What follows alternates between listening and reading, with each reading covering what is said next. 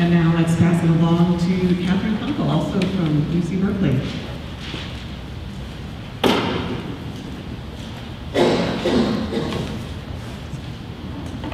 Thank you very much, and thank you for having me here.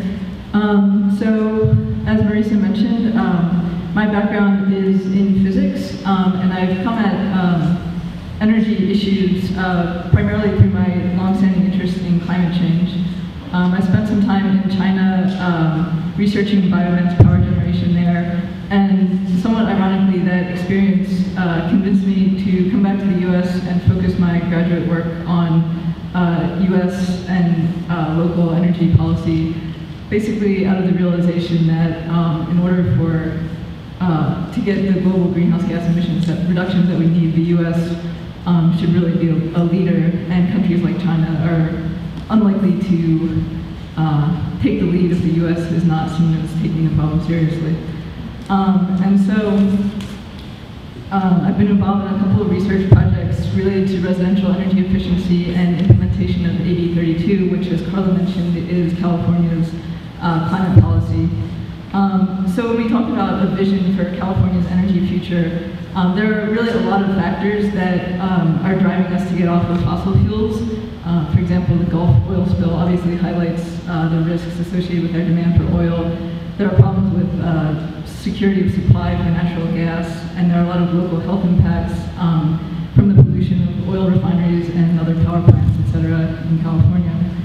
And climate change just adds to the urgency of our desire to get off of fossil fuels. And climate policy also provides a useful, comprehensive framework for addressing all these problems associated with fossil fuels. So I'm going to be talking mostly about AB 32, which, as Carla mentioned, is California's Global Warming Solutions Act. It's the most comprehensive state climate policy in the US, and it will define California's energy future in many ways.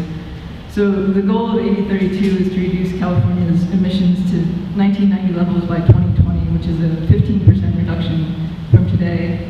And that's a large reduction to make over 10 years, but it's also interesting to note that on a per capita basis in California, that would basically get our emissions down to the level by 2020 where Europe is at now. And so there, as Carla mentioned, there are a lot of policies involved in AB 32. The biggest reductions are from vehicle fuel efficiency standards, the renewable electricity standard that Carla was just talking about, green building standards, other energy efficiency measures, and also cap and trade, which is a market mechanism by which major emitters are allowed to buy and sell pollution permits in order to meet the emissions goals in the most cost-effective manner. So AB 32 is, as I said, a fairly comprehensive program to address greenhouse gas emissions, which means that it will drive a lot of new innovation, both in terms of new policies like the low carbon fuel standards that have never been tried before, and obviously innovation in technology, the new technology that we'll need to meet these goals. So I want to talk first about energy efficiency, which is something at which historically California has liked to think of itself as a leader in this space, although it's actually difficult to say how much of California's success in energy efficiency has been driven by policy versus demographic changes and movement of energy-intensive industries out of California. So my work has been mainly on the residential side, looking at residential energy efficiency. California's goal is to reduce energy consumption in existing homes by 20% in the next 5 years and 40% by 2020, which is a really ambitious target.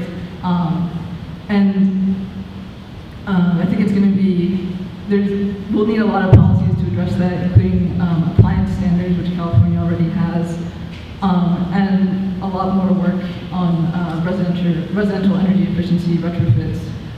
Energy efficiency, I think, is something that often is assumed to be easy from a policy standpoint because it's so cost effective. In most cases, you can save money over the lifetime of the project. The upfront cost more than pays for itself in the energy savings. But I would actually argue that the fact that it's usually cost effective and the fact that there's still so much opportunity out there really highlights that it's actually really hard to turn that opportunity into reality. So the barriers to energy efficiency from the individual level include obviously the upfront costs, the hassle of dealing with contractors, uncertainty about future energy savings.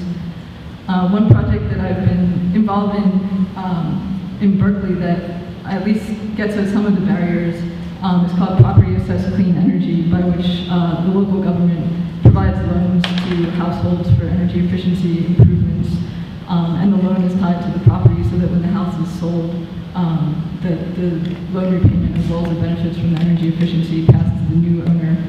And local governments can sometimes get lower interest rates from bundling a bunch of individual loans than households would be able to get from the commercial sector. So that program has actually generated a huge amount of interest nationwide. It's being replicated by a lot of other cities, and I think it's a really exciting example of how a local policy can really take off and drive innovation, policy innovation elsewhere. So there's also, in addition to existing buildings, California has the strongest building codes in the country and a goal of zero net energy residential buildings by 2020 and zero net energy commercial buildings by 2030. And one of the important things I think is not often considered in terms of building standards is the need for more work on evaluating the performance of buildings after they're constructed. A lot of times buildings are just built to code and assume that they will perform as they're built, which is oftentimes not the case. And so more real-time electricity metering and energy management systems can facilitate having buildings operate as they're actually designed.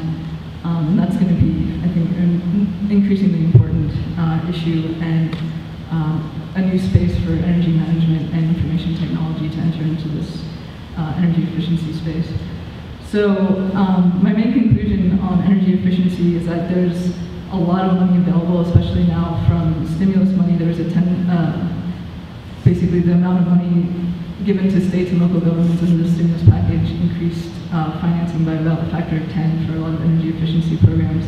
So there's a lot of money available, a lot of room for innovative ideas, and also really a huge need to come up with creative policy solutions for a lot of energy efficiency issues.